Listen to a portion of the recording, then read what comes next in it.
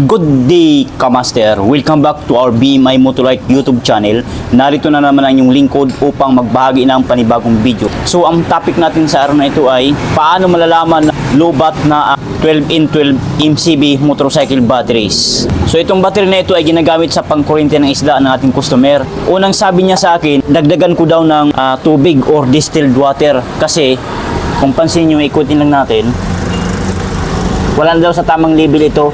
Pero hindi ko na videohan, hindi ko na pakita sa inyo. Nilagyan ko na po ito. Dinagdagan ko na ng distilled water ito. Kaya kung mapapansin natin, nasa tamang level na siya. Yan. Yan po ang tamang level sa tubig na isang baterya. Kasi i-charge pa ito, aapaw pa yun pagkapunuan nyo ng maigi. So, ganyan lang po para sakto lang siya. Ayan. Yan po ang best tip na itinuturo ko sa inyo. Kita nyo naman, pantay na pantay ang kanyang tubig. Walang labis at walang kulang. Ayan o. So, dinagdagan ko na ito. Hindi ko lang na-videohan. Kasi ang pamagat naman sa ating video ngayon ay paano malalaman na discharge or low-bat 12in12 motorcycle battery. So, ang gagawin natin dito, iba-battery tester natin para makita nyo na kung ilan ang voltahe sa battery na ito. So, gamit itong ating battery tester. Kakabit lamang natin ito sa negative at dito sa positive. Ayan. So, itong tester na to, kusang nagtuturno nito ha. Ayan, kung mapapansin natin, low ang nakalagay dito, kulay pula. Ibig sabihin, low-bat ang battery na ito. So, ang kanyang voltahe ay 11.7 volt.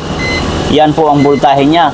So, kapag kaganyan, matik na po. Ang ibig po sabihin niya ay low-bat ang isang baterya. Pagka full charge naman ang isang baterya, 12.6 to 12.8 volts. Yan po ang full charge. Ito, 11.7 lang po. So, low-bat ito. Ayan, low. Kulay pula. Yan po ang ibig sabihin niyan. At tagalin natin. Yan. Sabi ng ating customer, padadagdag lang daw niya ito ng tubig, hindi na i-charge kasi daw malakas pa naman daw sa ilaw. Ang sabi ko naman kay sir, kung pang ilaw lang gamitin nyo, umiilaw talaga ito. Kasi ang ilaw, kahit nasa 10 volts na ang baterya, 10 volts na ang voltahe, 9 volts, 8 volts, iilaw pa rin talaga yun. Kaya nasabi nyo siguro na malakas pa sa ilaw. Pero kung voltahe ang pag-usapan, ang kondisyon ng isang baterya, low-bat na po ito, hindi na po ito full charge. Kasi po kung mapapansin natin, 11.7 volts na lang siya. Hindi na po siya full charge, low-bat na po siya. Bago natin masabi na full charge ang isang baterya, hindi low-bat, 12 volts pataas, 12.6 to 12.8 volts, ganon. Yun po ang full charge para masabi natin full charge ng isang baterya. Sana maliwanag po sa ating lahat. Marami kasi tayong mga kababayan Pilipino na hindi nila gamay o hindi nila alam pagdating sa mga battery. Ako naman ay isinisir ko lang sa inyo, binahagi ko lang sa inyo ang aking mga kaalaman patungkol sa automotive batteries, motorcycle batteries at marami pang iba.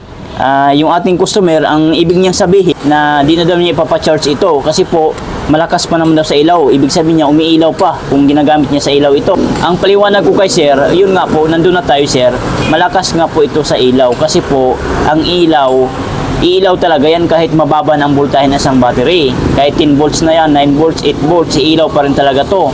Pero ang baterya nyo, wala na sa tamang voltahe.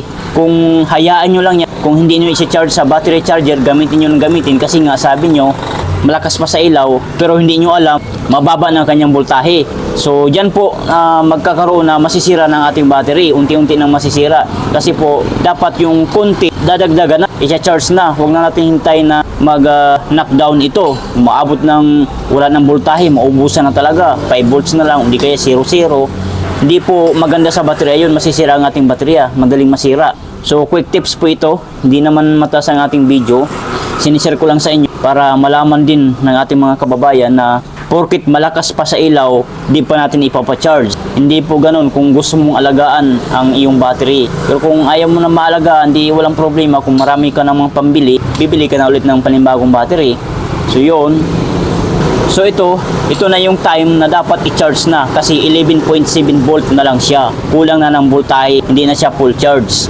Kasi ang full charge ng isang battery 12.6 to 12.8 volts. Yun po ang standard na karga sa isang baterya. So yun. So ito, i-charge natin ito dahil kukuha niya mamayang tanghali. So hindi ko na lang papakita sa inyo kung paano ito isa-charge o ilang oras mapo-full charge. Kasi marami naman po akong video dyan, panoorin nyo na lang po. So yun lang, and maraming salamat po sa inyong panonood. And huwag kalimutan mag-subscribe sa ating YouTube channel, PMI Motolat. Bye!